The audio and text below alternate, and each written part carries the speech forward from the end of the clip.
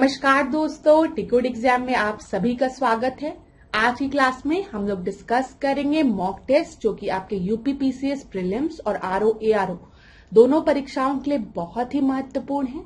तो चलिए आज की क्लास को स्टार्ट करते हैं मेरे साथ ऐश्वर्या सिंह के साथ। अगर क्लास में किसी भी तरीके का आपको डाउट होता है तो आप मुझसे कमेंट बॉक्स में पूछ सकते हैं। क्लास आज की सेशन को स्टार्ट करने से पहले थोड़ी सी इंफॉर्मेशन मैं आप लोगों को दूंगी फाउंडेशन कोर्स की, जो कि डिकोड एग्जाम आप लोगों के लिए लेकर आया है। इस फाउंडेशन कोर्स में एंटायर सिलेबस को कवर किया गया है थ्रू वीडियो लेक्चर्स। यहाँ पर आपको नोट्स प्रोवाइड की जाएगी पीडीएफ के फॉर्मेट में, आपको टेस्ट सीरीज प्रोवाइड की जाएगी जहां पर आप अपने परफॉर्मेंस को इवेलुएट कर सकते हैं। और अगर आपको किसी भी तरीके का डाउट होता है तो आप पूछ भी सकते हैं टेलीग्राम ग्रुप पे। क्लास इस कोर्स से रिलेटेड कोई भी इंफॉर्मेशन चाहिए तो नीचे व्हाट्सएप नंबर दिया गया है, यहाँ पर आप कांटेक्ट करिए, यहाँ पर आपको सारी इंफॉर्मेशन प्रोवाइड करा दी जाएगी। डिकोड एग्जाम आप लोगों के लिए समान हिंदी की पुस्तक भी लेकर आया है जो कि आप घर बैठे ऑर्डर कर सकते हैं फ्लिपकार्ट या फिर अमेजोन से, या फिर अगर आप चाहें तो इसको अपने नियरेस्ट बुक स्टोर पे जाकर खरीद भी सकते हैं।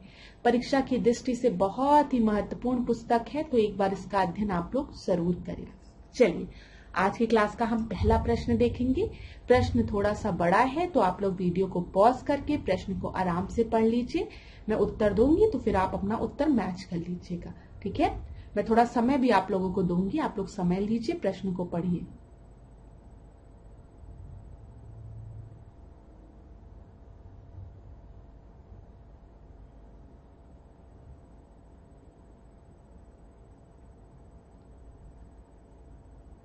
देखिए क्लास, इस प्रश्न में आपको बताना है उपयुक्त कथनों में से कौन सा या कौन से कथन आपके सही हैं, ठीक है। और कथन किससे रिलेटेड आपको दिए गए हैं? उत्तरी भारत के मैदान से, ठीक है, प्लेन ऑफ नदर्न इंडिया से। तो उत्तरी भारत का मैदान पूर्णता जो है वो समतल है और उच्च ढाल वाला है। दूसरा आपको दिया गया है उत्तरी मैदान में सघन विविधता पाई जाती है।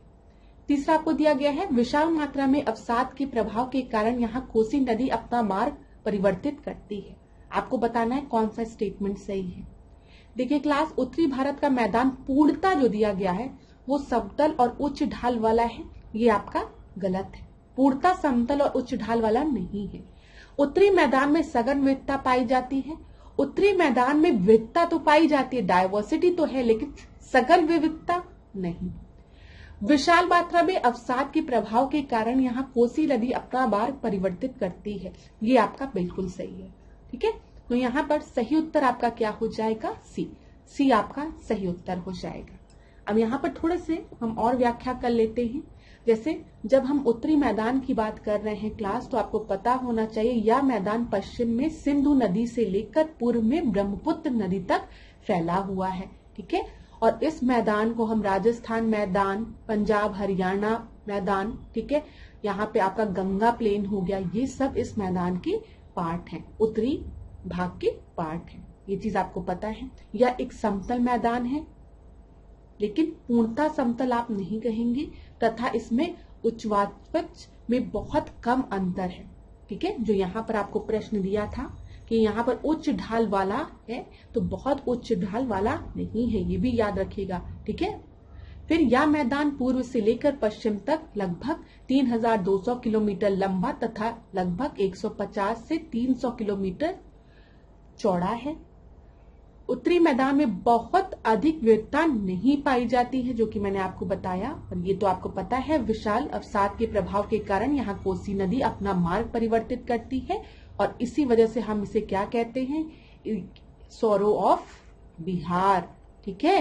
क्यों? क्योंकि ये अपना मार्ग परिवर्तित करने के कारण बाढ़ लेके आती है, और हम इसे सौरो ऑफ बिहार के नाम से जानते हैं, कोसी नदी को।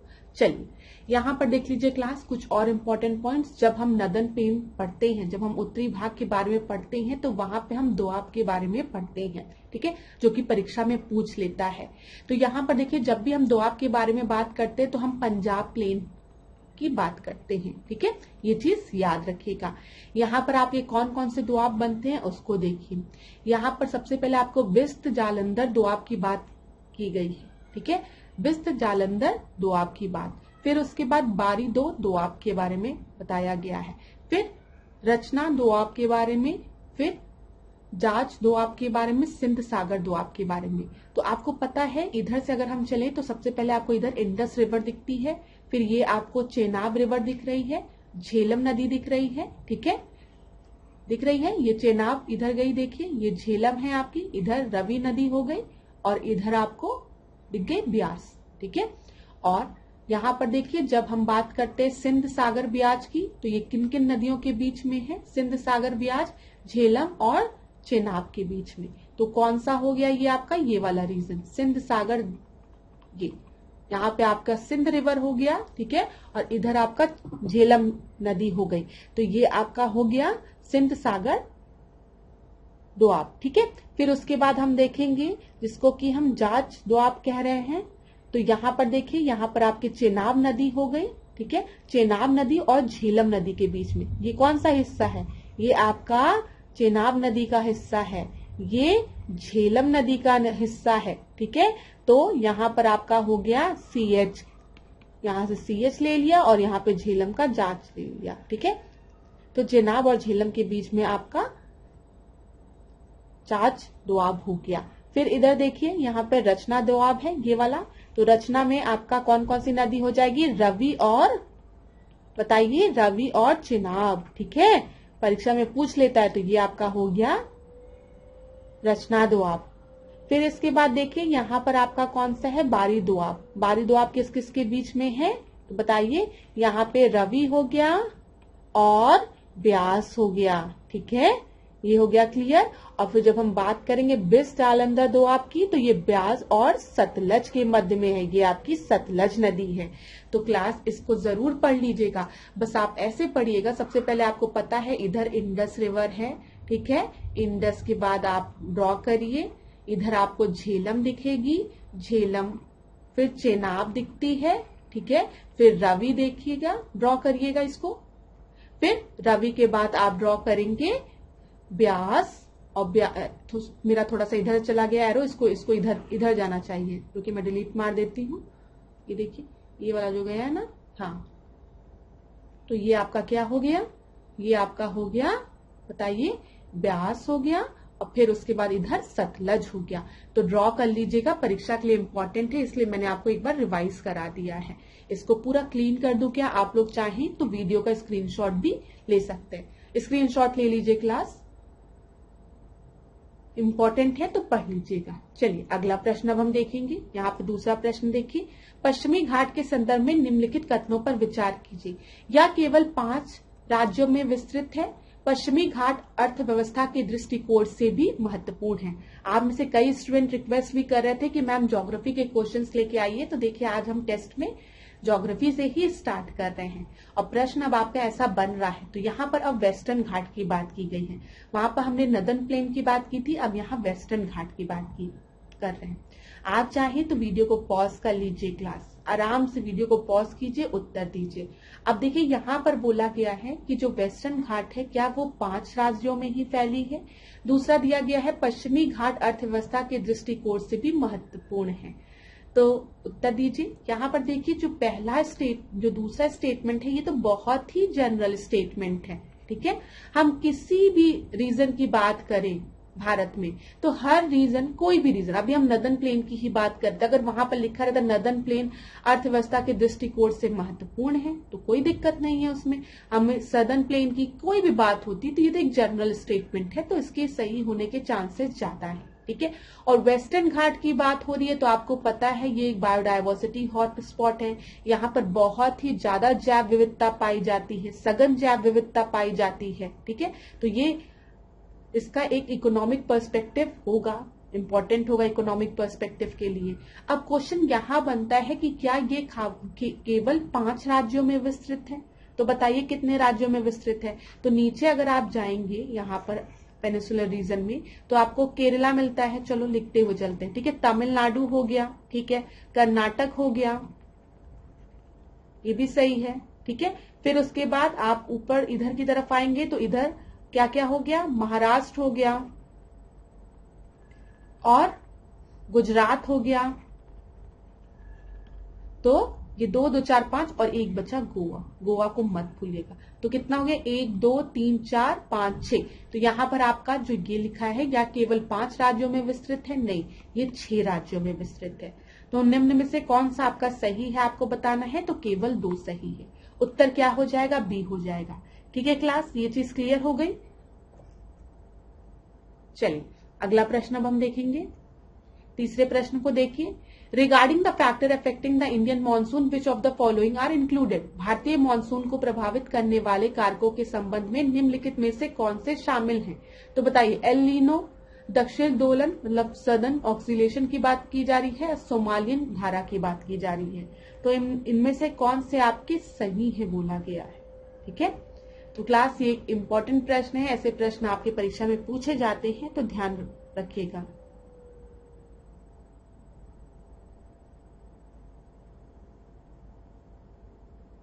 तो यहां पर आपका जो उत्तर है वो डी है, तीनों ही आपके बिल्कुल सही है। ठीक है, और भारतीय मॉनसून को इफेक्ट करते हैं।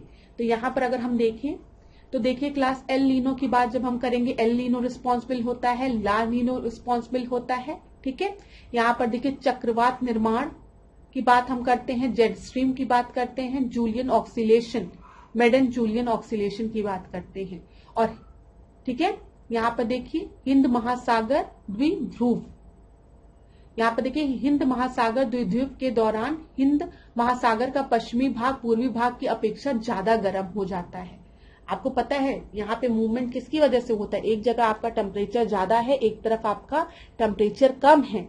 तो पश्चिमी हिंद महासागर के गर्म होने पर भारत के मानसून पर एक सकारात्मक प्रभाव पड़ता है। ठीक है, लेकिन यहीं पर अगर हम देखेंगे पश्चिमी हिंद महासागर ठंडा हो जाएगा तो उसका एक नकारात्मक प्रभाव पड़ेगा। अब आप खुद सोचिए, जब भी पानी गर्म होगा, ठीक है, अगर पानी गर्म है, हॉट है, तो यहाँ पर क्या होगा, जो भी आपके जो एयर पास हो रही है यहाँ से, तो ये अपने साथ मॉइस्चर लेके जाएगी ना गर्म पानी में। गर्म पानी की वजह से एयर क्या होगी आपकी, मॉइस्ट होगी ना, और फिर उससे वर्षा होगी। अभी यहीं पर आपका ठंडा पानी है, हवा भी ड्राई है, तो हवा अगर ड्राई रहेगी तो मॉनसून कैसे आएगा। ठीक है, तो ये सारे रीजंस आपके हैं, इसको हम लोग एक क्लास में खूब अच्छे से डिस्कस करेंगे। अगला प्रश्न आप देखते हैं, चौथा, निम्नलिखित देशों में कौन सा देश बारबरी स्टेटस में सम्मिलित नहीं है। तो चलिए बताइए, सूडान, मोरक्को, अल्जीरिया, लीबिया।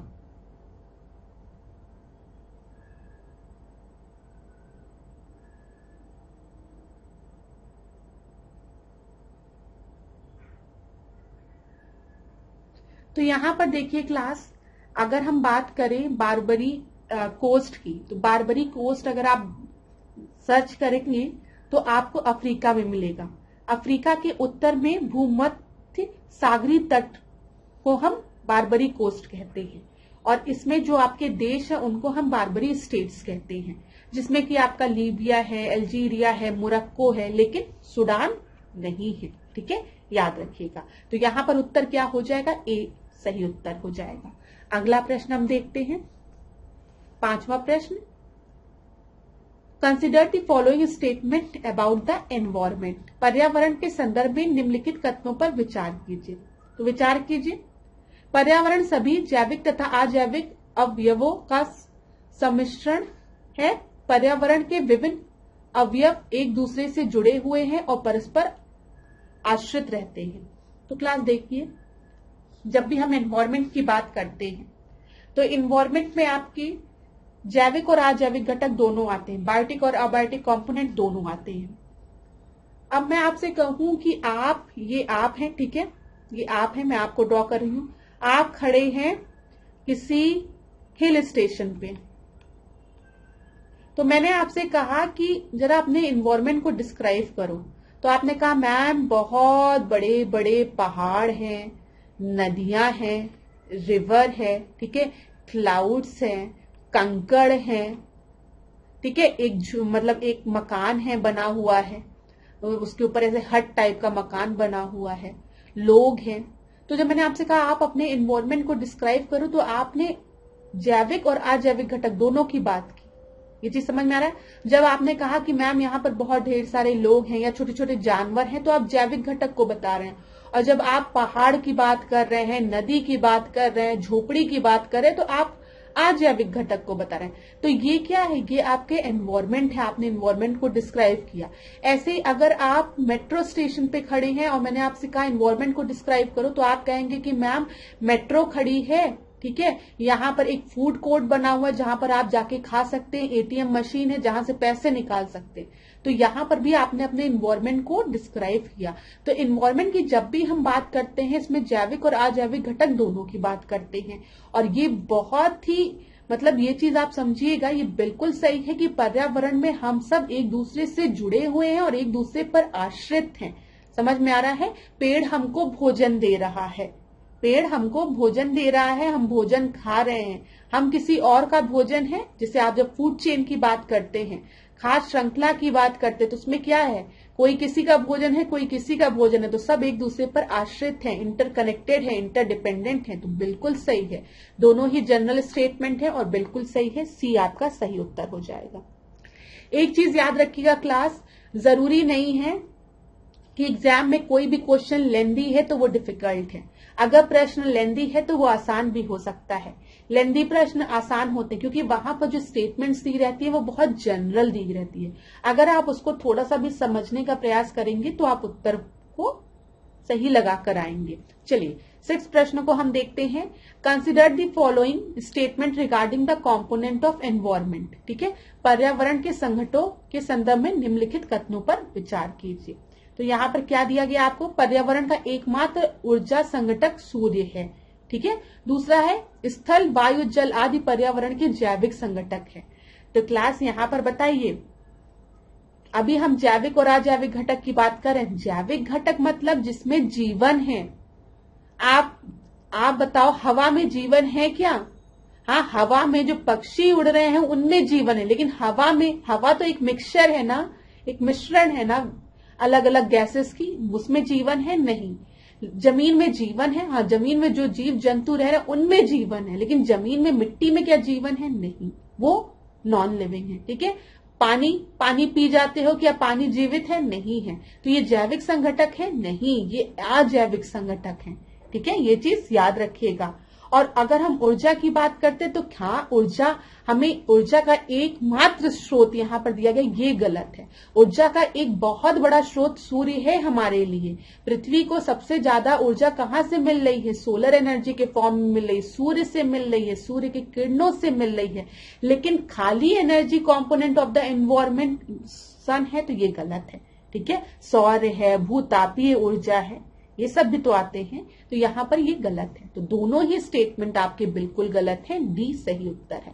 मैं फिर आपको एक चीज बता दूं, यहाँ पर ओनली की वजह से ये गलत है कि only energy component of environment is sun, ये गलत है। अगर यहाँ पर दे दिया रहता the largest energy component of the environment is, सबसे बड़ा इज सन, तो ये स्टेटमेंट सही हो जाता। ठीक है, आगे बढ़ते हैं, 7वें प्रश्न को देखते हैं।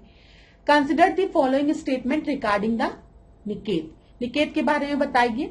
या किसी प्राणी या किसी प्रजाति का कार्यात्मक लक्षण होता है, एक ही निकेत में 2 से अधिक प्रजाति निवास नहीं कर सकती है। अब क्लास ये चीज मैंने आपको बताई थी, चला आप थोड़ा समय लीजिए, इस प्रश्न को हल करिए, मैं उत्तर देती हूँ।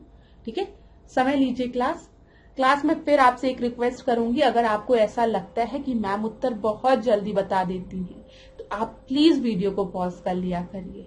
ठीक है, मेरे एक्सप्लेनेशन को सुनने के पहले आप वीडियो को पॉज कर लिया करिए। मैं ज्यादा समय आपका नहीं लेना चाहती हूँ, इस वजह से मैं बहुत टाइम नहीं देती हूँ आपको। मुझे लगता है कि जितने कम समय में ज्यादा से ज्यादा नॉलेज आपको दे पाऊं, उतना मैं आपको एक लेक्चर में प्रोवाइड करूं। तो इसीलिए तो अगर आपको लगता है मैम उत्तर जल्दी दे रही है तो वीडियो को पॉज करिए। और कोई दिक्कत अगर आपको हो रही है तो आप बताइएगा। आज की तो स्लाइड्स आपको विजिबल होगी। कभी कभी आप में से कुछ स्टूडेंट्स कमेंट करते हैं कि मैम विजिबिलिटी में इशू है, दिख नहीं रहा, तो आप लोग थोड़ा रिजोल्यूशन बढ़ाइए। देखिए, उससे भी अगर आपको दिक्कत हो रही है तो फिर हम देखते हैं। वैसे मैं पूरी कोशिश कर रही हूँ कि चीजें आपको विजिबल हो। और मैं पढ़ती भी हूं, तो अगर कोई चीज नहीं दिखती है तो जब मैं पढ़ती हूं तो उसको सुन लिया करो। अब देखो यहाँ पे निकेत की बात की गई है। निकेत की जब भी बात करेंगे क्लास, तो अगर आपने एनवायरमेंट के लेक्चर्स अच्छे से पढ़े हैं तो दो टर्म आता है, एक हैबिटेट आता है और एक निकेत आता है, ठीक है, जिसको कि हम नीच कहते हैं। यहाँ पर देखिए हैबिटेट मतलब क्या है, घर है, ठीक है, हैबिटेट मतलब घर, आप कहाँ रह रहे हैं वो आपका हैबिटेट हो गया। और निकेत की अगर हम बात करें तो ये उस घर में हमारा जो एक रोल है उससे संबंधित है। क्या है, उस घर में जो हमारा रोल है, जो हमारा फंक्शनल रोल है उससे संबंधित है। अब यहां पर देख लीजिए, घर में कौन कौन रह रहा है, पापा रह रहे हैं, मम्मी रह रहे हैं, भैया रह रहे हैं, सब लोग रह रहे हैं घर में, वो उनका हैबिटेट हो गया। लेकिन सबका अपना रोल है, पापा का अपना रोल है, ऑफिस जा रहे हैं, मम्मी ऑफिस भी जा रही हैं, घर का भी काम कर रही हैं, बच्चों को प्यार कर रही हैं। मदर का रोल क्या होता है, लव, केयर, ठीक है, ये होता है ना, जब भी माँ की बात करते हैं तो मदर अपने बच्चे को प्यार करती, केयर करती है। इसी तरीके से आपके भाई बहन का रोल है। तो घर में सबका अपना अपना रोल है, वो उसका क्या कहलाता है, निकेत कहलाता है। ये चीज याद रखिएगा। तो किसी दो स्पीशीज का जो निकेत है वो सेम कभी भी नहीं हो सकता है, ठीक है, ये अपने दिमाग में बना के रखिए। यहाँ पर जो लिखा है एक ही निकेत में दो से अधिक प्रजाति निवास कर सकती है, ये गलत है, नहीं कर सकती है, ठीक है। या किसी प्रजाति का कार्यात्मक लक्षण है, फंक्शनल ट्रेड है, ये बिल्कुल सही है। तो यहाँ पर आपका सही उत्तर क्या हो जाएगा, केवल एक आपका जो है वो सही है। इतनी चीज क्लियर हो गई ना क्लास, इसमें कोई दिक्कत नहीं है, आपको समझ में आया। और आपको पता है कि जब भी हम निकेत की बात करते हैं तो ये कॉन्सेप्ट किसने दिया है, ग्रिंडेल ने दिया है, ये भी याद रखिएगा। आगे बढ़े हम लोग, 8वां प्रश्न देखते हैं। राष्ट्रीय हरित न्यायाधिकरण डिजिटल प्लेटफॉर्म के संदर्भ में निम्नलिखित कथनों पर विचार कीजिए। तो आपको एनजीटी के बारे में विचार करना है। इसे 2012 में स्थापित किया गया और भारत विशेष पर्यावरण न्यायाधिकरण की स्थापना करने वाला पहला विकासशील देश है। तो यहाँ पर आपको बताना है कौन सा स्टेटमेंट आपका सही नहीं है। तो वीडियो को पॉज करके आराम से प्रश्न को पढ़िए और उत्तर देने का प्रयास करिए। एनजीटी की बात जब हम करते हैं नेशनल ग्रीन ट्रिब्यूनल की, तो याद रखिएगा इसकी जो स्थापना है वो कब हुई है, 18 अक्टूबर 2010 में। परीक्षा में कई बार पूछा गया है ईयर आप याद रखिएगा, 2012 नहीं है, क्या है, 2010 है, ठीक है, ये चीज आपके दिमाग में होना चाहिए। अच्छा, अगर हम बात करें कि भारत विशेष पर्यावरण न्यायाधिकरण की स्थापना करने वाला पहला विकासशील देश है, तो ये बिल्कुल सही है, ठीक है। लेकिन अगर हम देशों की बात करेंगे तो भारत दुनिया में अगर हम देखेंगे तो तीसरा देश बन गया है। इसके पहले ऑस्ट्रेलिया और न्यूजीलैंड में भी एनजीटी आपके थे, ये चीज याद रखिएगा। अगर विकासशील देशों की बात करेंगे, डेवलपिंग कंट्रीज की बात करेंगे, तो डेवलपिंग कंट्रीज में भारत जो है वो पहला देश है। लेकिन अगर हम सारी कंट्रीज को देखेंगे तो भारत जो है वो तीसरा देश है। इसके पहले कहाँ था, ऑस्ट्रेलिया में और न्यूजीलैंड में, ठीक है। अच्छा, नेशनल ग्रीन ट्रिब्यूनल का जो रोल है वो क्या है, ये भी आपको पता होना चाहिए। इसका उद्देश्य क्या है, तो एनजीटी की स्थापना का जो मुख्य उद्देश्य है वो पर्यावरण संबंधी मुद्दों का तेजी से निपटारा करना, ठीक है। जो अदालत है, आपको पता है अदालतों में बहुत ज्यादा मुकदमे हैं और पहले से ही उन पर बहुत प्रेशर है। तो यहाँ पर जितने भी आपके केसेस एनवायरमेंट से रिलेटेड हैं उनको हम नेशनल ग्रीन ट्रिब्यूनल में जाकर उनका निपटारा कर सकते हैं, ये चीज याद रखिएगा।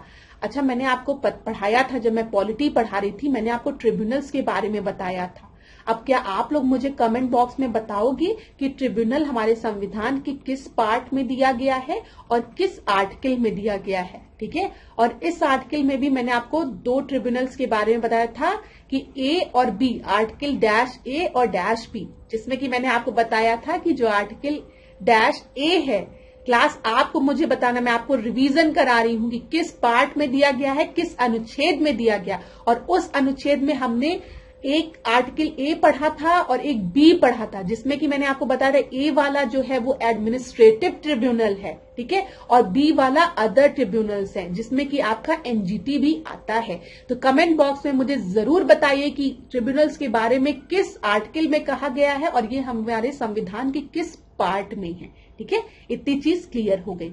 यहां पर तो आपको उत्तर मिल गया है, कौन सा आपका सही नहीं है बोला गया है, तो केवल एक सही नहीं है। यहां पर एक चीज और इंपॉर्टेंट मैं आपको बताऊंगी कि जब भी हम नेशनल ग्रीन ट्रिब्यूनल की बात करते हैं तो इसका जो मुख्यालय है वो आपका दिल्ली में है, ठीक है, याद रखेगा। और इसी के आपके 4 क्षेत्रीय कार्यालय भी हैं, 4 क्षेत्रीय कार्यालय जो कि भोपाल में है, ठीक है, पुणे में है, कोलकाता में है, और कहां पर है बताइए, एक आपका चेन्नई में है। तो ये भी आपको याद रखना है। इतनी चीजें जो इंपॉर्टेंट है मैंने आपको बता दिया है। चलिए आगे बढ़ते हैं। अच्छा, इनके पास मुद्दों का निपटारा करने के लिए कितना वो होता है, यहां पर देखिए राष्ट्रीय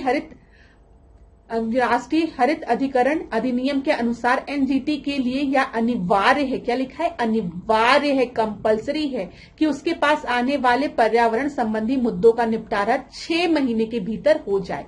तो परीक्षा में कभी ये भी पूछे तो आप बता देंगे कितने महीने के अंदर, 6 महीने के अंदर निपटारा करना जरूरी होता है। चलिए अगला प्रश्न देखेंगे, 9वां प्रश्न। सामुदायिक अंतः क्रिया के संदर्भ में निम्नलिखित कथनों में से कौन सा कथन आपका सही नहीं है।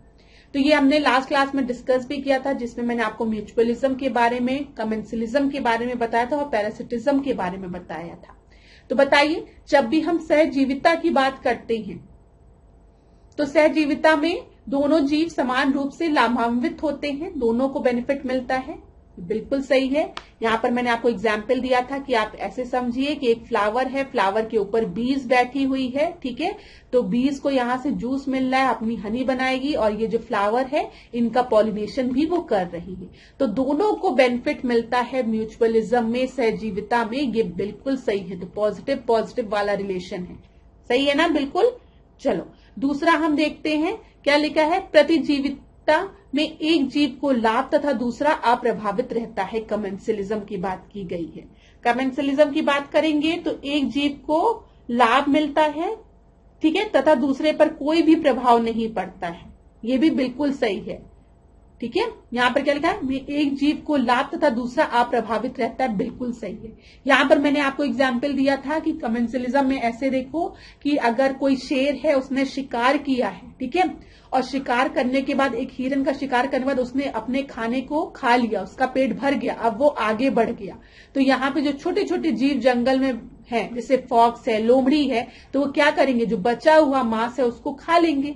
तो इससे शेर को क्या फर्क पड़ता है कि अब उस खाने का क्या करना, उसका तो पेट भर गया, वो आगे चला गया, आगे बढ़ रहा है। अब ये छोटे छोटे जानवर जो भी हैं, चींटी है, फॉक्स है, आपका ईगल है, सब इस फूड पर सर्वाइव करेंगे, कोई दिक्कत नहीं है। तो ये बिल्कुल सही है, ठीक है।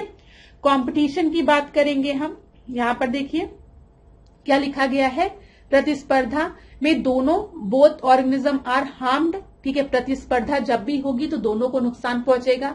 यहां पर ऐसे ले लो कि एक डियर है, ठीक है, वो मरा हुआ है, अब 2 शेर एक दूसरे से लड़ रहे हैं इसको खाने के लिए। तो जब लड़ेंगे तो एक दूसरे को पंजा भी मारेंगे, एक दूसरे को मारेंगे, काटेंगे, पीटेंगे, तो यहाँ पर क्या है, तो दोनों को हार्म पहुंचेगा, ठीक है। डी देखते हैं, परजीविता में एक जीव को हानि तथा दूसरे को लाभ।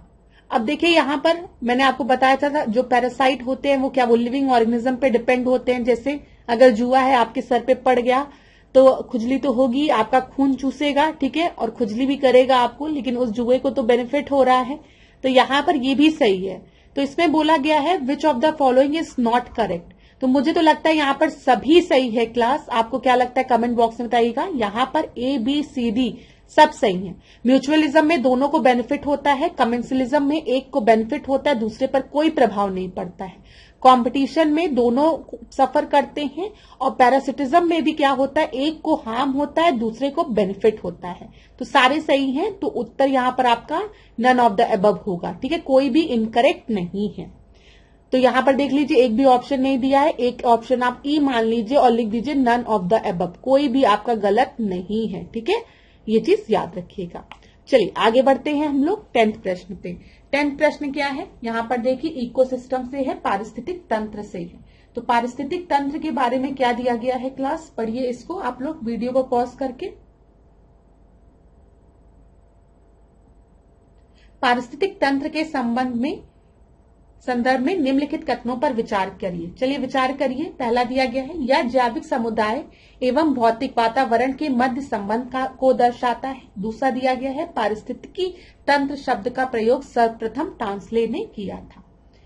तो जब भी हम इकोसिस्टम की बात करते हैं तो बताइए इकोसिस्टम कैसा सिस्टम है। मैंने आपसे कहा इकोसिस्टम की हम बात करते हैं तो ये एक इस तरीके का सिस्टम है जिसमें कि आपके दो कंपोनेंट्स हैं, बायोटिक और अबायोटिक, जैविक और अजैविक घटक है। और इन दोनों में क्या चल रहा है, इंटरेक्शन चल रहा है।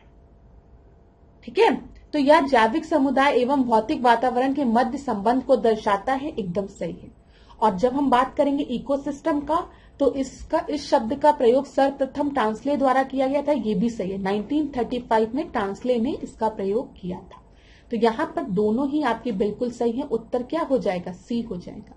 क्लास याद रखिएगा, अगर कभी भी कंफ्यूजन हो एनवायरमेंट में और इकोसिस्टम में, तो एनवायरमेंट क्या है, एनवायरमेंट हमारे सराउंडिंग्स में जो भी चीजें, अगर आप यहाँ खड़े हैं, आपके सराउंडिंग्स में जो भी चीजों ने आपको घेरा हुआ है वो आपके एनवायरमेंट का पार्ट है।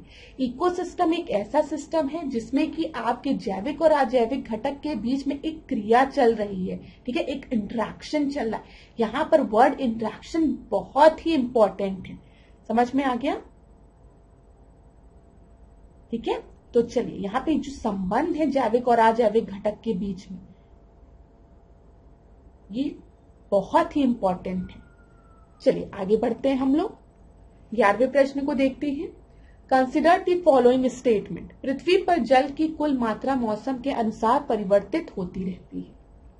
तो आप बताइए सही है कि गलत। दूसरा है, जल एक पारिस्थितिकी आवास के रूप में भी कार्य करता है। अब पृथ्वी पर जल की कुल मात्रा मौसम के अनुसार परिवर्तित होती रहती है। अगर जल की मात्रा परिवर्तित होती रहती तो हम लोग कहते हैं कि ग्राउंड वाटर इतना है, ठीक है, ओशियंस में पानी इतना है, ग्लेशियर में पानी इतना है। बताइए। हाँ, चक्र के द्वारा जब हम पढ़ते हैं वाटर साइकिल के द्वारा, तो हो सकता है उस समय जो पानी है वो वेपर के फॉर्म में आपके एनवायरमेंट में हो। आपने वाटर साइकिल के बारे में पढ़ा होगा, थोड़ा सा ध्यान दीजिएगा जो बताने जा रही हूँ। वाटर साइकिल आपने पढ़ा है ना, कि यहाँ पर अगर कोई भी पानी है, हम यहाँ पर वाटर ले रहे हैं, अब सी हो, ओशियन हो, यहाँ पर सूर्य है, सन है, सन की किरणें जब पृथ्वी पर पड़ रही है तो ये भाप के से आपका ऊपर उठेगा तो क्लाउड बनेगा। क्लाउड जब किसी चीज से टकराएगा तो कंडेंसेशन होगा, प्रेसिपिटेशन होगा और रेनफॉल के फॉर्म पे हमारे पृथ्वी पर फिर पानी वापस आ जाएगा। तो ये एक चक्र है जो कि निरंतर चलता आ रहा है वाटर साइकिल के फॉर्म में।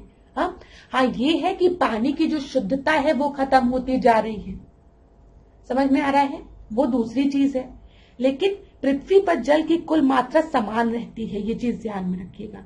जबकि यह एक रूप से दूसरे रूप में परिवर्तित होता रहता है और यह प्रक्रिया ही जल चक्र कहलाती है, वाटर साइकिल कहलाती है, जो मैंने आपको बताया।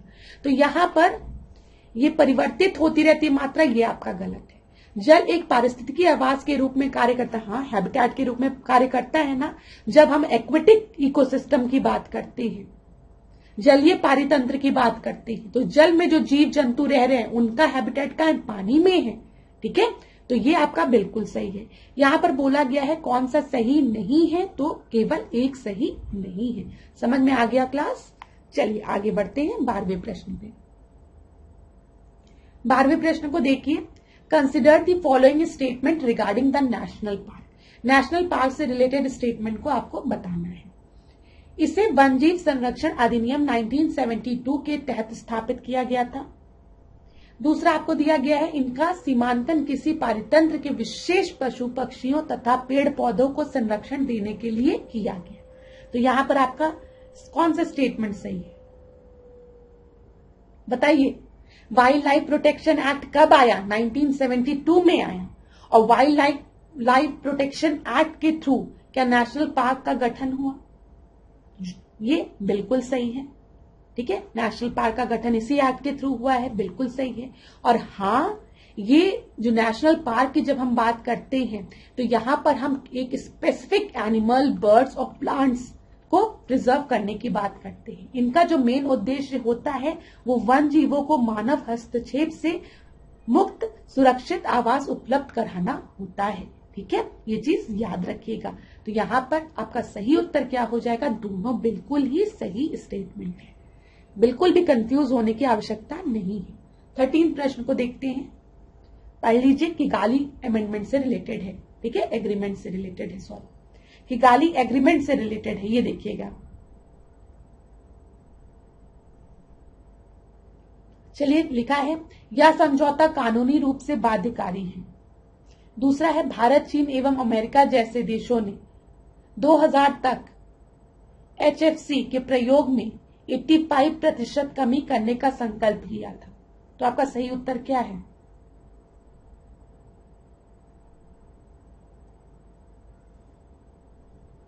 समय लीजिए क्लास, उत्तर दीजिए। अच्छा, किगाली एग्रीमेंट, किगाली अमेंडमेंट के पहले आपको पता है कि हम मॉन्ट्रियल प्रोटोकॉल की बात करते हैं। मॉन्ट्रियल प्रोटोकॉल पता है ना किस चीज से रिलेटेड है? वेरी गुड, आप में से बहुत से स्टूडेंट्स को पता है। ओजोन लेयर को प्रिजर्व करने की बात हम मॉन्ट्रियल प्रोटोकॉल में करते हैं। जो भी आपके ओजोन डिप्लीटिंग सब्सटेंस हैं उनके उनकी यूज पर रोक लगाने की बात हम मॉन्ट्रियल प्रोटोकॉल में करते हैं। या कानूनी रूप से बाध्यकारी है। अब याद रखिएगा, मॉन्ट्रियल प्रोटोकॉल में ही अमेंडमेंट करके एक और सब्सटेंस को जोड़ा गया था, हाइड्रोफ्लोरोकार्बन को, और उसी को हम किगाली अमेंडमेंट या किगाली एग्रीमेंट कहते हैं। ठीक है, ये चीज याद रखिएगा। यह समझौता कानूनी रूप से बाध्यकारी है, बताइए। ये बिल्कुल सही है आपका। ठीक है, भारत, चीन एवं अमेरिका जैसे देशों ने 2000 तक HFC के प्रयोग में 85% कमी करने का संकल्प किया। ये आपका गलत है। यहां पर 2000 नहीं,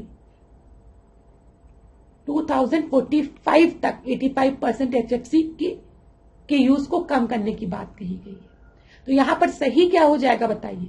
सही आपका हो जाएगा केवल 1। ये चीज क्लियर है क्लास? तो जब भी हम किगाली अमेंडमेंट की बात करेंगे तो मॉन्ट्रियल प्रोटोकॉल याद रखिएगा, जो कि ओजोन लेयर से रिलेटेड है। ओजोन लेयर डिप्लीटिंग सब्सटेंस जो थे, जो हाइड्रोफ्लोरोकार्बन, ठीक है, CFC, क्लोरोफ्लोरोकार्बन, इन सबको एलिमिनेट करने की बात कही गई थी।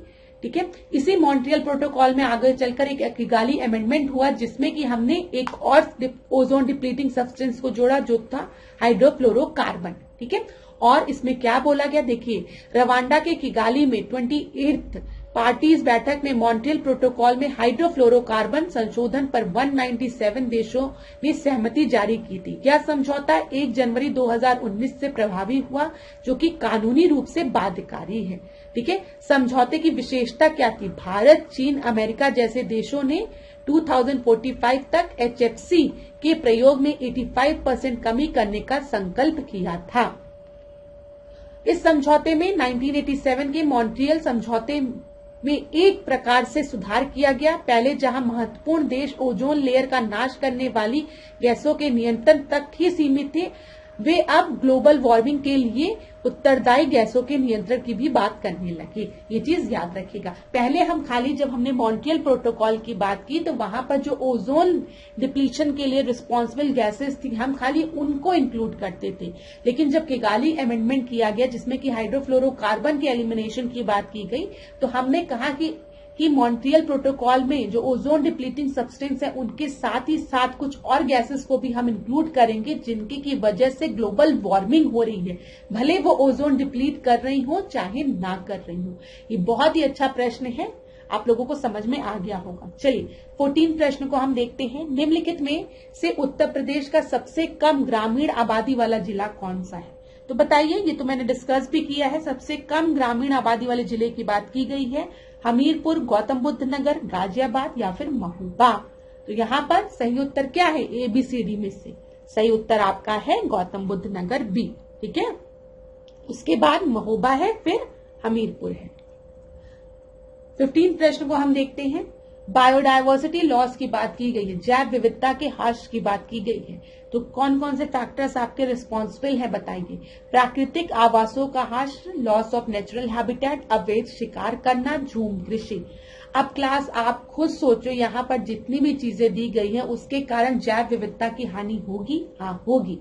अगर परीक्षा में आपसे पूछे कि मुख्य कारण क्या है जैव विविधता की हानि का, तब आप बताएंगे प्राकृतिक आवासों का ह्रास, लॉस ऑफ नेचुरल हैबिटेट। मैंने पहले भी क्लास में आपको बताया है कि अगर कोई अपने घर में रह रहा है और आप जाके सीधे उसके घर को ही खत्म कर दो, जला दो, तो उसका तो फिर नेचुरल हैबिटेट जब लॉस हो जाएगा तो कहाँ जाएगा? बायोडायवर्सिटी लॉस तो होगा ही। अब जंगल क्या है?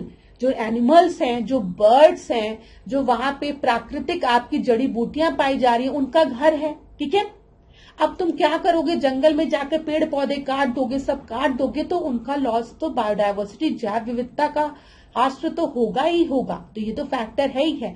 अवैध शिकार, आप जंगल में घुस के जो छोटे छोटे स्पीशीज हैं, जो भी जीव जंतु हैं, उनको मारोगे तो भी जैव विविधता का ह्रास होगा। ठीक है, और शिफ्टिंग कल्टीवेशन भी रिस्पॉन्सिबल होती है, जिसको कि हम झूम कृषि कहते हैं। उसमें क्या होता है, आप जंगल को काट देते हो, फिर उस जंगल को काटने के बाद जो जमीन आपको मिलती है, लैंड, वहां पर आप खेती करना शुरू करते हो, और तब तक खेती करते हो जब तक कि ये जो जमीन है वो फर्टाइल है।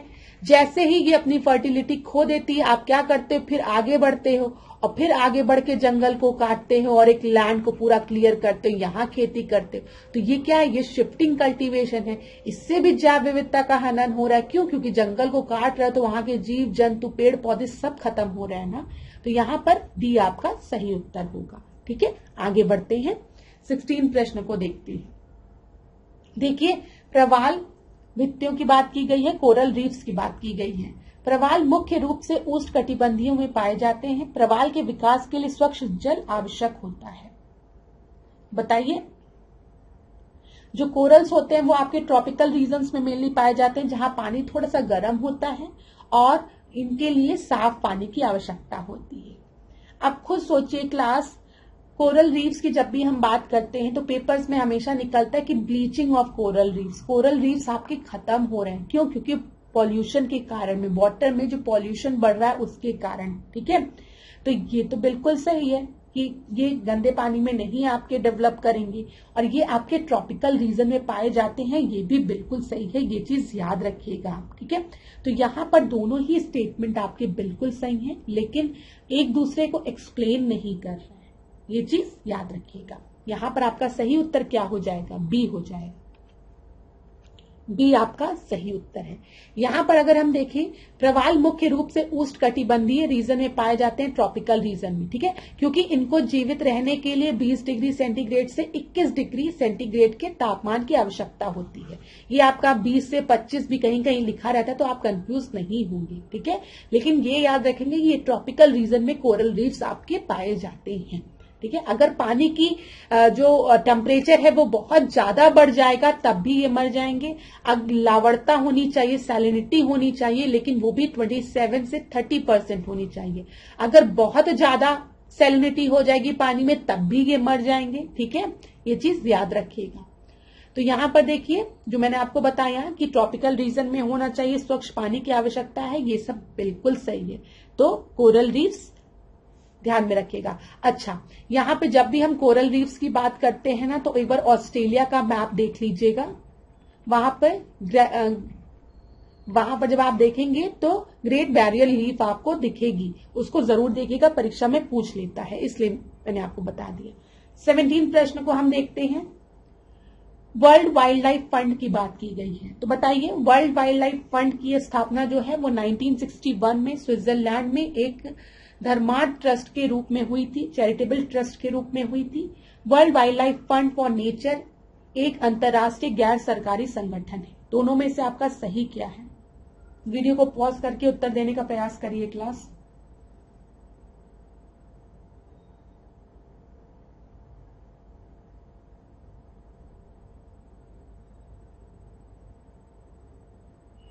तो यहां पर आपका दोनों ही स्टेटमेंट बिल्कुल सही है। ठीक है, जब हम वर्ल्ड वाइल्ड लाइफ फंड की बात करते हैं, WWF की, तो पेपर में प्रश्न बनता है इसके लोगो में कौन सा जानवर है, तो पांडा है, याद रखिएगा। ठीक है, याद रखिएगा। इसकी स्थापना 1961 में स्विट्जरलैंड में की गई थी, चैरिटेबल ट्रस्ट के उससे, बिल्कुल सही है।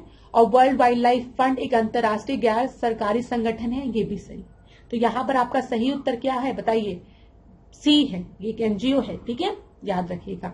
चलिए देखिए यहाँ पे, यह विश्व का सबसे बड़ा स्वतंत्र संगठन है जो पर्यावरण के संरक्षण, शोध एवं पुनर्स्थान के लिए कार्य करता है। ठीक है, यह एक अंतर्राष्ट्रीय गैर सरकारी संगठन है। भारत में भी world wild life fund India कार्यरत है। चलिए आगे बढ़ते हैं, 18 प्रश्न देखते हैं। हिस्ट्री का प्रश्न है। अभी हमने ज्योग्राफी के प्रश्न को देखा, एक दो हमने यूपी स्पेशल के प्रश्न को देखा, फिर उसके बाद हमने एनवायरमेंट के प्रश्न को देखा। बताइएगा जरूर कि आपको क्लास कैसी लगी और किस प्रश्न में आपको दिक्कत हो रही है, वो भी मुझे बताइएगा कमेंट बॉक्स में। फिर हम लोग नेक्स्ट क्लास में उसको डिस्कस कर लेंगे अगर दिक्कत होती है किसी प्रश्न में तो।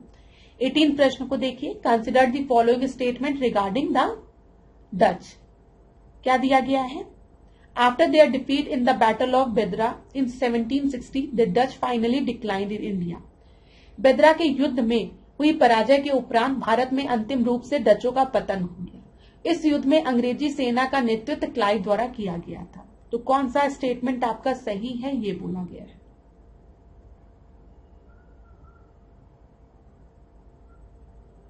तो बेदरा के युद्ध की बात करेंगे तो ये आपका 1759 1760 का समय है और इसमें अंग्रेजों द्वारा पराजित होने के बाद ये कह सकते हैं कि जो डचों का जो पतन था वो आपका शुरू हो गया। ये बिल्कुल सही है। ठीक है, लेकिन जो दूसरा स्टेटमेंट आपको दिया है, इस युद्ध में अंग्रेजी सेना का नेतृत्व क्लाइव द्वारा किया गया था, ये बताइए ये सही है कि नहीं? तो ये भी बिल्कुल सही है। ठीक है, तो ये भी आपका बिल्कुल सही है। तो यहां पर क्लास आपसे पूछा गया है कौन सा स्टेटमेंट आपका सही नहीं है। तो ये जो 1760 दिया गया है ना, यहां पर 1759 होगा, ये याद रखिएगा। अगर आप देखेंगे तो 1759 ईस्वी में बेदरा के युद्ध में अंग्रेजों द्वारा हुई पराजय के उपरांत भारत में अंतिम रूप से डचों का पतन प्रारंभ हो गया और इसका नेतृत्व क्लाइव ने किया था। कौन सा सही नहीं है? ए आपका सही नहीं है। ठीक है, चलिए आगे इन प्रश्न को अब हम देखते हैं। यहाँ पर देखिए, सर थॉमस रो जहांगीर के दरबार में जाने वाला प्रथम ब्रिटिश राजदूत था। प्रथम ब्रिटिश राजदूत था। 1599 में अंग्रेज व्यापारियों द्वारा पूर्वी देशों में व्यापार करने के उद्देश्य से ईस्ट इंडियन नामक कंपनी की स्थापना की गई। तो यहाँ पर आपका स्टेटमेंट कौन सा सही है, ये बोला गया है। तो क्लास जो दूसरा स्टेटमेंट है वो तो बिल्कुल सही है। 1599 में अंग्रेज व्यापारियों द्वारा पूर्वी देश में व्यापार करने के उद्देश्य से ईस्ट इंडियन नामक कंपनी की स्थापना की गई थी। ठीक है, और 1600 में अगर हम देखेंगे तो इंग्लैंड की महारानी एलिजाबेथ ने एक रॉयल चार्टर जारी करके ईस्ट इंडियन कंपनी को 15 वर्ष के लिए पूर्वी देशों से व्यापार करने का एकाधिकार पत्र प्रदान किया था। याद रखिएगा। और यहां पर जो ये स्टेटमेंट आपको दिया गया है ये आपका गलत है। क्यों गलत है? क्योंकि जहांगीर के दरबार की अगर हम बात करें तो सबसे पहले कैप्टन हॉकिंस आए थे। 1608 में ब्रिटेन के सम्राट जेम्स प्रथम ने भारत में व्यापारिक कोठियों को खोलने के उद्देश्य से कैप्टन हॉकिंस को जहांगीर के दरबार में भेजा था। ठीक है, लेकिन आपको पता है कि जो कैप्टन हॉकिंस था उनको स्वीकृति प्रदान नहीं हुई थी। उसके बाद कौन भेजा गया? उसके बाद आपका भेजा गया जो आपको दिया गया है सर थॉमस रो। ठीक है, यहां पे याद रखिएगा ये सर थॉमस रो 1615 में आए हैं। तो यहां पर आपका सही उत्तर क्या हो जाएगा? केवल 2, बी सही उत्तर है। अगला प्रश्न देखेंगे, लॉर्ड विलियम बेंटिक के संदर्भ में सत्य कथन बताइए। तो बताइए चलिए क्लास। यह भारत का प्रथम वाइसरॉय था। 1833 का चार्टर एक्ट ठगी प्रथा पर रोक, सती प्रथा पर रोक। तो लॉर्ड विलियम बेंटिक की बात करेंगे तो क्या होगा? सती प्रथा पर रोक लगाने का श्रेय किसको जाता है? विलियम बेंटिक को जाता है, एकदम सही है। ठीक है, 1829। ठगी प्रथा पर रोक लगाने का श्रेय भी किसको जाता है?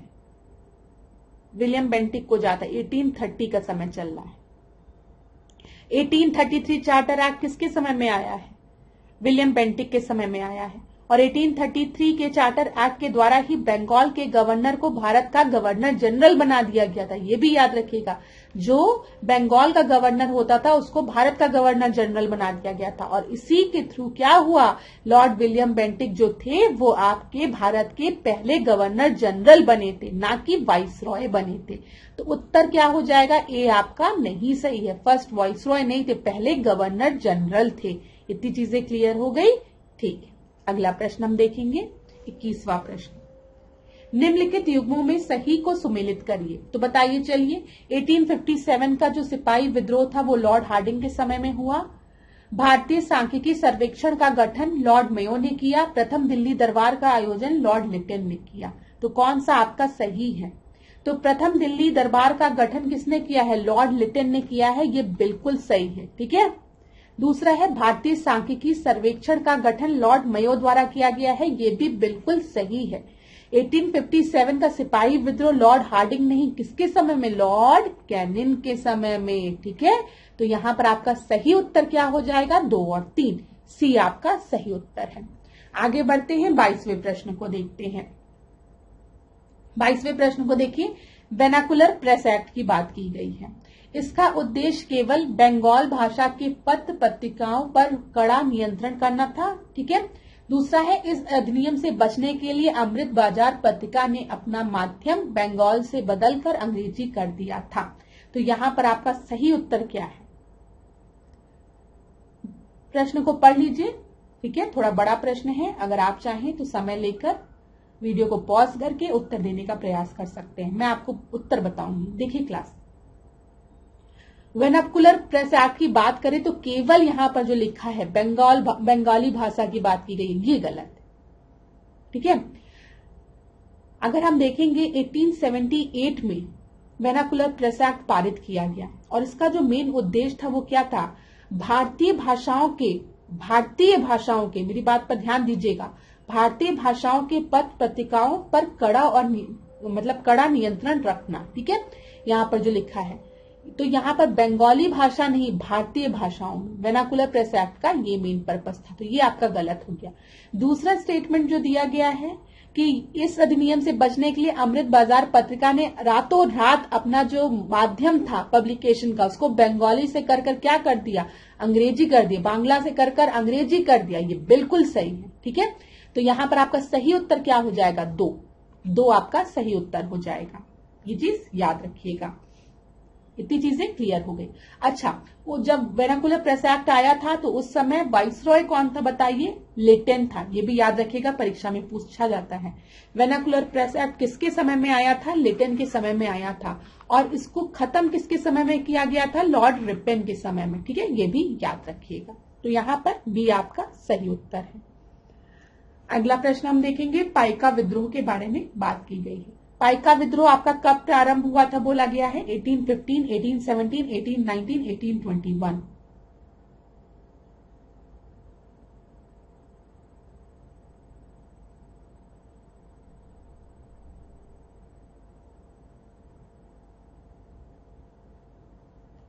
तो यहां पर आपका जो सही उत्तर है वो क्या है? बी आपका सही उत्तर है, 1817 में, ठीक है, याद रखिएगा। अच्छा, अगर हम पाइका की बात करें तो एक बहुत इंटरेस्टिंग फैक्ट बताने जा रही हूं आपको। पाइका उड़ीसा के जो पारंपरिक आपके जो सैनिक होते हैं उनको कहा जाता है। जब भी युद्ध काल होता है तो वो सैनिक की तरह कार्य करते हैं और शांति काल में वो पुलिस का कार्य करते हैं, ठीक है। तो यहाँ पर आपका सही उत्तर क्या है? बी आपका सही उत्तर है, 1817 से 1825, ठीक है। चलिए आगे बढ़ते हैं, 24 देखते हैं। थियोसोफिकल सोसाइटी, इसकी स्थापना वर्ष 1895 में की गई थी, ठीक है। दूसरा आपको दिया गया है, थियोसोफिकल सोसाइटी का मुख्य उद्देश्य प्राचीन धर्म, दर्शन एवं विज्ञान के अध्ययन में सहयोग करना था। बोला गया है कौन सा कथन आपका सही है? तो जो दूसरा स्टेटमेंट आपको दिया गया है थियोसोफिकल सोसाइटी का, वो बिल्कुल सही दिया गया है। इसका जो मुख्य उद्देश्य था वो प्राचीन धर्म, दर्शन एवं विज्ञान के अध्ययन में सहयोग करना था। बिल्कुल सही है ये। लेकिन जो पहला स्टेटमेंट दिया गया है कि ये स्टैब्लिश 1895 में हुआ था, ये आपका गलत है। अगर हम देखेंगे थियोसोफिकल सोसाइटी की स्थापना ध्यान दीजिएगा 1875 में न्यूयॉर्क में हुई थी, तथा अगर हम भारत में देखेंगे तो 1886 में, ठीक है, चेन्नई में भारत में हुई थी। तो यहां पर याद रखिएगा आप। और बाद में आपको पता है कि एनी बेसेंट भी थियोसोफिकल सोसाइटी में जाकर जुड़ी थी। अच्छा, पेपर में आपको कंफ्यूज करने के लिए दे देता है कि जो थियोसोफिकल सोसाइटी थी उसके फाउंडर एनी बेसेंट थी। नहीं, उसकी फाउंडर एनी बेसेंट नहीं थी, ये चीज याद रखिएगा। इसकी मेंबर थी लेकिन इसकी फाउंडर नहीं थी। पेपर में कंफ्यूज करने के लिए दे दिया जाता है। यहां पर जब भी हम इसके संस्थापक की बात करेंगे तो आप ब्लावस्की का नाम याद रखेंगे और आलकाट का नाम याद रखेंगे। इस प्रश्न का सही उत्तर आपका क्या है? बी है, ठीक है, खाली दूसरा ही स्टेटमेंट आपका सही है। यहां पर देखिए क्लास, अगर हम इसके संस्थापक की बात करेंगे तो मैडम हेलेना पेट्रोवना ब्लावस्की याद रखिए, पेपर में ब्लावस्की दिया रहता है, और आपके आलकाट, ये दोनों इसके संस्थापक थे।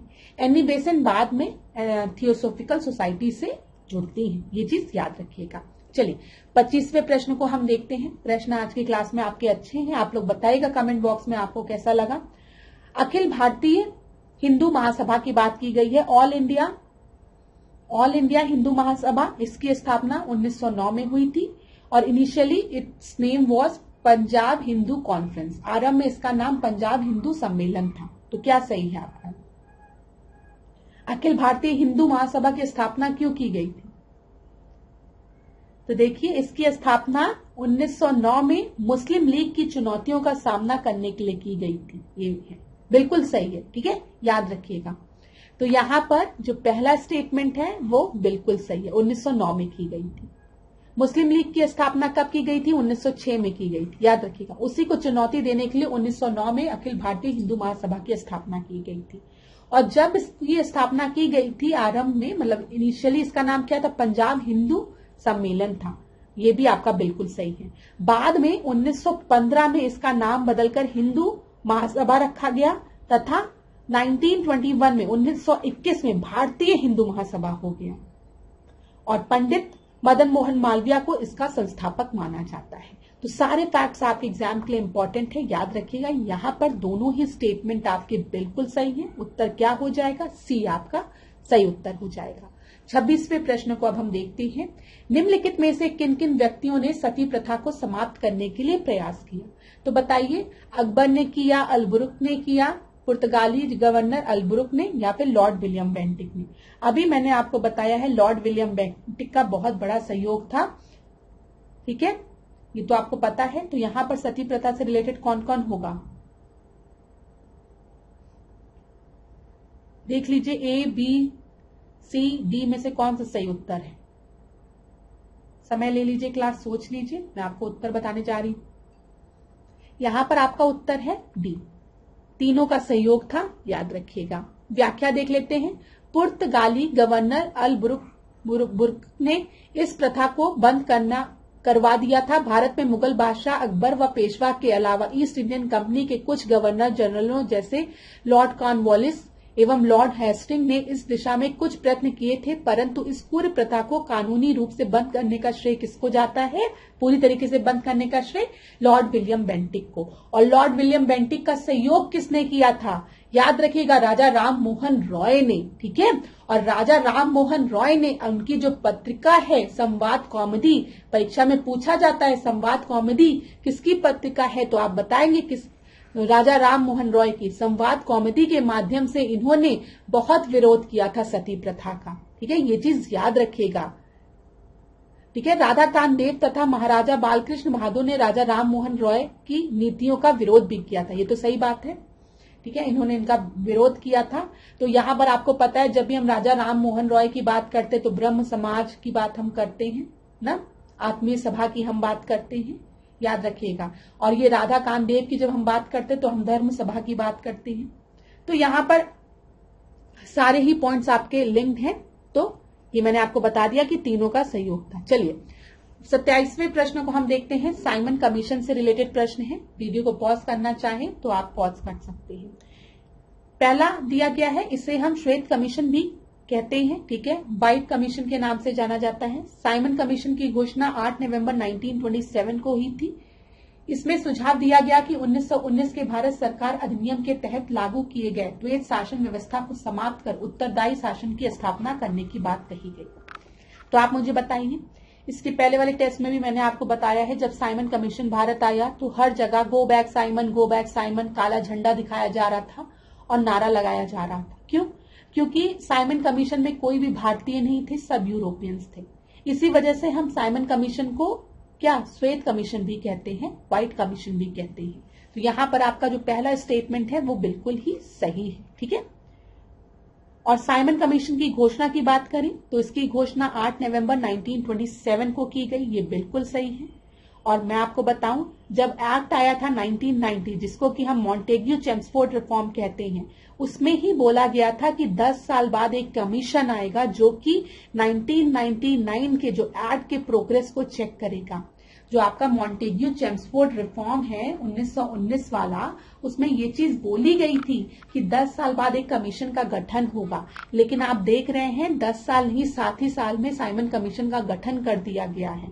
तो इसमें जो लिखा गया है कि इसमें सुझाव दिया गया कि 1919 के भारत सरकार अधिनियम के तहत जो द्वैत शासन व्यवस्था लागू की गई है उसको समाप्त कर एक उत्तरदायी शासन की व्यवस्था की जाएगी। ये बिल्कुल सही है, ठीक है, ये चीज याद रखिएगा। तो साइमन कमीशन का पर्पज ही था कि Montagu Chelmsford reform 1919 Indian act को वो करना, चेक करना, ठीक है, रिवाइज करना। तो यहां पर आपका सही उत्तर क्या हो जाएगा? डी हो जाएगा, ठीक है, डी आपका सही उत्तर है। और अगर परीक्षा में आपसे पूछे कि इसकी घोषणा तो की गई थी 8 नवंबर 1927 को, इन्होंने अपनी रिपोर्ट कब प्रकाशित की थी, तो आप याद रखेंगे 27 मई 1930, ठीक है, 1930। ये आपका कौन सा समय चल रहा है? जब भारत में सविनय अवज्ञा आंदोलन आपका स्टार्ट हो गया, सिविल डिसोबीडियंस मूवमेंट। देखिए, एशियाटिक सोसाइटी के संदर्भ में चीजों को बोला गया है, कथन कारण आपको दिया गया है, पढ़िए। इसकी स्थापना सर विलियम जोन्स की पहल पर 1884 में की गई थी।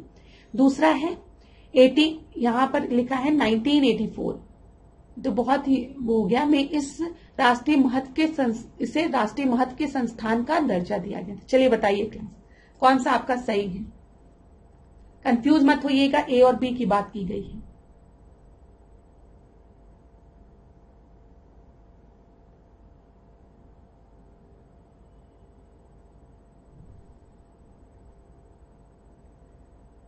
तो मैं आपको उत्तर बताने जा रही हूं। यहां पर देखिए, सर विलियम जोन्स ने इसकी स्थापना 1884 में नहीं 1784 में की थी। तो पहला तो आपका गलत है। दूसरा जो दिया गया है 1984 में एशियाटिक सोसाइटी को भारत के संसद के एक अधिनियम द्वारा राष्ट्रीय महत्व के संस्थान के रूप में दर्जा प्राप्त कराया गया। ये आपका बिल्कुल सही है, ठीक है। तो यहां पर आपका सही उत्तर क्या हो जाएगा? डी आपका सही उत्तर हो जाएगा। यहां पर हम व्याख्या पढ़ भी लेते हैं एक बार। पूरे एशियाई महाद्वीप में एशियाटिक सोसाइटी ज्ञान और अनुसंधान का सबसे पुराना केंद्र, ठीक है, केंद्र है, जिसकी स्थापना इसके संस्थापक सर विलियम जोन्स की पहल पर 1784 में। दोनों ही नाम परीक्षा के लिए इंपॉर्टेंट है, ईयर भी इंपॉर्टेंट है, ठीक है।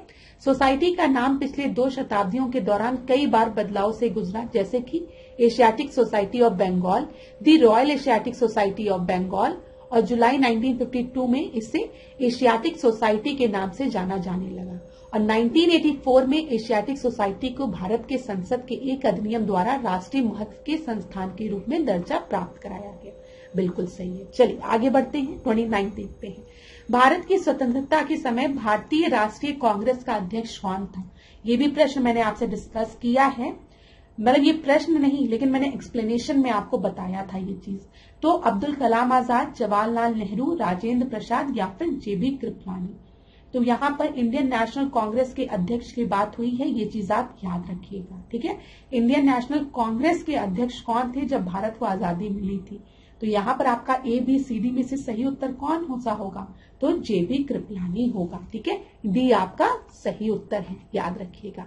यहाँ पर देख लीजिए, भारत की स्वतंत्रता के समय जेबी कृपलानी भारतीय राष्ट्रीय कांग्रेस के अध्यक्ष थे, ठीक है। 23 नवंबर 1946 के मेरठ अधिवेशन में अध्यक्ष बने और नवंबर 2007 तक ये अध्यक्ष रहे। 30 प्रश्न को देखते हैं। ये इकोनॉमी का प्रश्न है, तो ध्यान से देखिएगा। अर्थव्यवस्था का जीएसटी से रिलेटेड है। वस्तु एवं सेवा कर के संदर्भ में निम्नलिखित कथनों पर विचार कीजिए। वस्तु एवं सेवा कर 1 जुलाई 2015 को लागू हुआ या एक प्रत्यक्ष कर है? तो बताइए सही स्टेटमेंट क्या है। अच्छा, सही स्टेटमेंट नहीं पूछा गया, इसमें इनकरेक्ट स्टेटमेंट पूछा गया है। कौन सा सही नहीं है, ध्यान दीजिएगा, कौन सा सही नहीं है बताइए। क्लास, क्या जीएसटी डायरेक्ट टैक्स है? डायरेक्ट टैक्स और इनडायरेक्ट टैक्स आप समझते हैं ना। डायरेक्ट टैक्स जो आप से डायरेक्टली लिया जाता है, आपका इनकम टैक्स आपका डायरेक्ट टैक्स है, ठीक है, क्योंकि आपकी इनकम जैसे जैसे बढ़ेगी आपसे ज्यादा टैक्स लिया जाएगा। ये एक प्रोग्रेसिव टैक्स, ठीक है। ये डायरेक्ट टैक्स है, आपसे डायरेक्टली लिया जा रहा है। जीएसटी डायरेक्ट टैक्स नहीं, जीएसटी आपकी इनडायरेक्ट टैक्स, ठीक है, ये चीज याद रखिएगा। तो दूसरा तो आपका गलत हो गया, ठीक है। और यहां पर जो दिया गया है ये आपका इंप्लीमेंट हुआ 1 जुलाई 2015 से, नहीं 2017 से। तो यहां पर आपका दोनों ही इनकरेक्ट हो गया। तो उत्तर क्या हो जाएगा? बोथ 1 और 2 दोनों आपका इनकरेक्ट है। अगला देखते हैं 31। इन्वर्टेड ड्यूटी स्ट्रक्चर की बात की गई है, इन्वर्टेड ड्यूटी स्ट्रक्चर की। तो पढ़िए, यह ऐसी स्थिति है जब तैयार माल की अपेक्षा कच्चे माल पर टैक्स कर दर अधिक होता है, इसमें रोजगार के अवसरों में वृद्धि होती है। तो आपका उत्तर क्या होगा? देखिए क्लास, समय ले लीजिए, पहले आप उत्तर देने का प्रयास करिए, तब मैं आपको बताऊंगी। तुरंत नहीं बताऊंगी, पहले आप पढ़ लीजिए फिर मैं आपको बताती हूँ।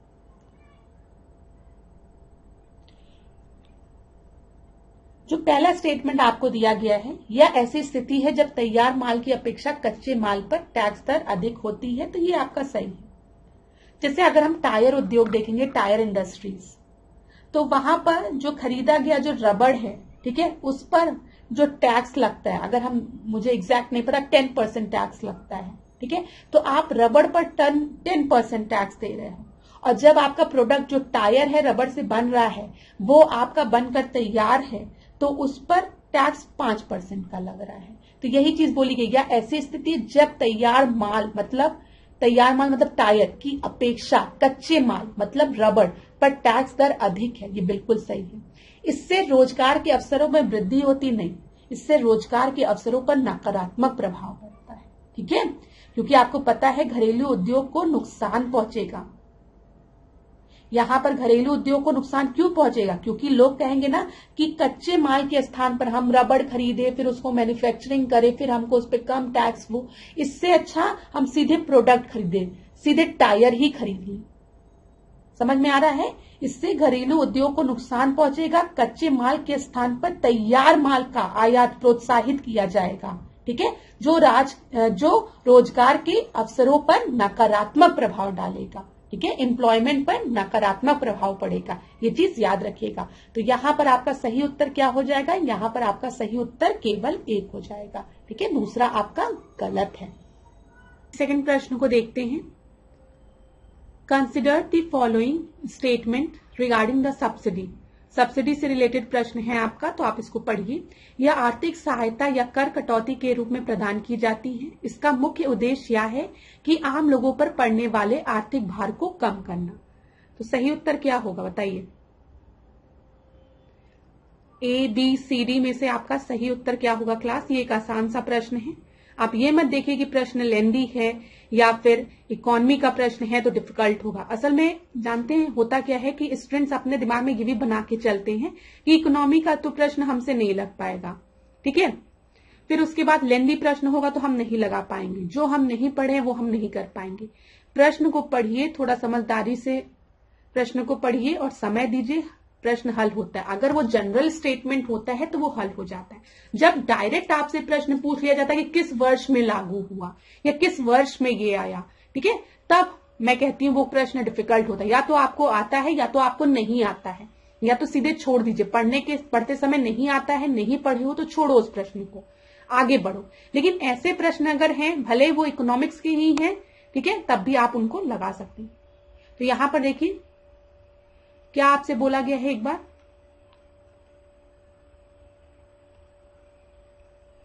तो यह आर्थिक सहायता या कर कटौती के रूप में प्रदान किया जाता है, बिल्कुल सही है। सब्सिडी आप देखते हो, गैस पे सब्सिडी दी जा रही है, हाउस लोन पे सब्सिडी दी जा रही है, तो ये एक सहायता प्रदान किया जा रहा है। इसका उद्देश्य क्या है? आम लोगों पर पड़ने वाले आर्थिक भार को कम करना, ये भी सही है। तो दोनों ही स्टेटमेंट कितनी जनरल स्टेटमेंट है क्लास, दोनों में ही हम सहायता की बात कर रहे हैं, ठीक है, आर्थिक सहायता की बात कर रहे हैं, आम लोगों की बात करें तो आम लोगों को ही तो सब्सिडी दी जाती है, तो बिल्कुल सही है, दोनों ही स्टेटमेंट बिल्कुल सही है। उत्तर क्या हो जाएगा? सी आपका सही उत्तर हो जाएगा। अगला प्रश्न हम देखते हैं, 33वां प्रश्न। यहां पर क्या दिया गया? भारतीय प्रतिभूति एवं विनिमय बोर्ड के संदर्भ में निम्नलिखित कथनों पर विचार कीजिए, ठीक है। सेबी की बात की गई है, security and exchange board of India, इसकी स्थापना 1988 में हुई थी, बताइए। दूसरा है, यह भारत में प्रतिभूति बाजार का प्रमुख नियामक है, तो कौन सा स्टेटमेंट आपका सही है? जब हम सेबी की बात करते हैं तो इसकी स्थापना कब हुई थी, बताइए। 1988 में हुई थी, बिल्कुल सही है यहां पर, ठीक है, ये बिल्कुल सही है। और यह भारत में प्रतिभूति बाजार का प्रमुख नियामक है, ये भी आपका सही है।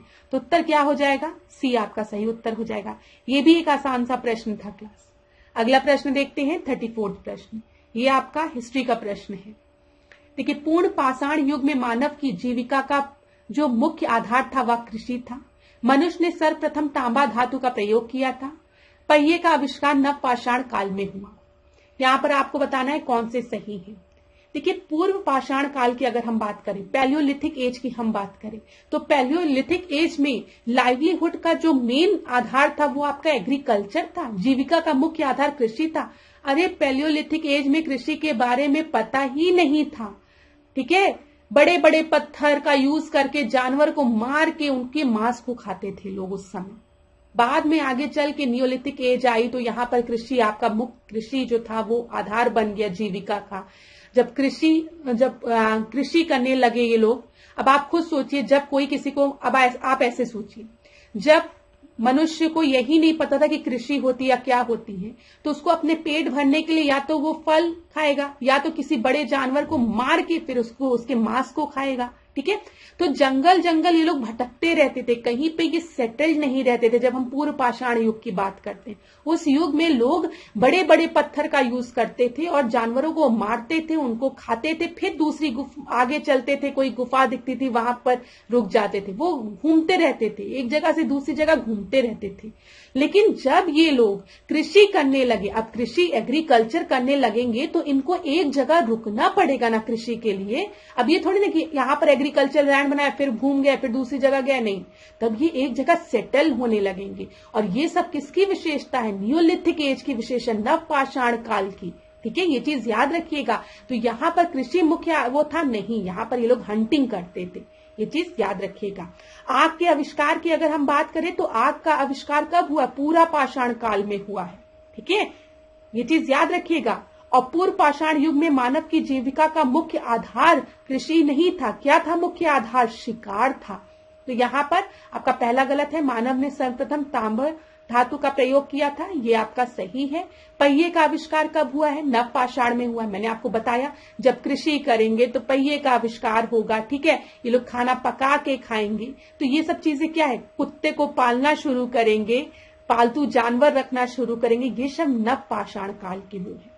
तो यहां पर आपका सही उत्तर क्या हो जाएगा? सी हो जाएगा, सी आपका सही उत्तर है। अब यहां पर देख लो, जब हम पैलियोलिथिक एज की बात करते हैं तो इनका कोई भी परमानेंट सेटलमेंट नहीं था। ये जानवर मारते थे, जहां जानवर मारते थे भटकते भटकते जाते थे, खाते थे, फिर किसी पेड़ पे या किसी गुफा में जाके सो जाते थे। फिर जब नींद खुलती थी चलते थे, भूख लगती थी जानवर मारते थे, खाते थे, ऐसे ही चलते जाते थे चलते जाते थे चलते जाते थे। यहाँ पर अगर आप पैलियोलिथिक एज के बारे में पढ़ेंगे तो आप देखेंगे पहले जो इनके वेपन्स हुआ करते थे वो बड़े बड़े पत्थर हुआ करते थे। बाद में आगे चल के इनके पत्थरों की साइज छोटी होने लगी, छोटी होने के साथ साथ इनके पत्थरों की साइज जो थी वो नुकीली होने लगी। तो धीमे धीमे ये चेंजेस दिखे।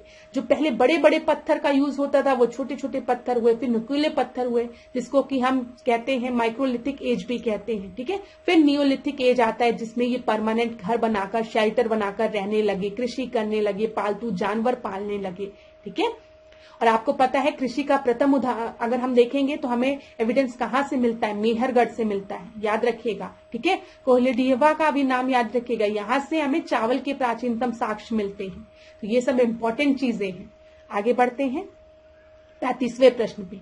सिंधु सभ्यता का एकमात्र स्थल जहां से आटा पीसने के 2 पाठ प्राप्त हुए हैं। तो आटा पीसने का कहां से पाठ प्राप्त हुआ है? कालीबंगा से, सुक्ता के डोर से, सुकांगडेरो से, रोपड़ से या फिर लोथल से? बताइए।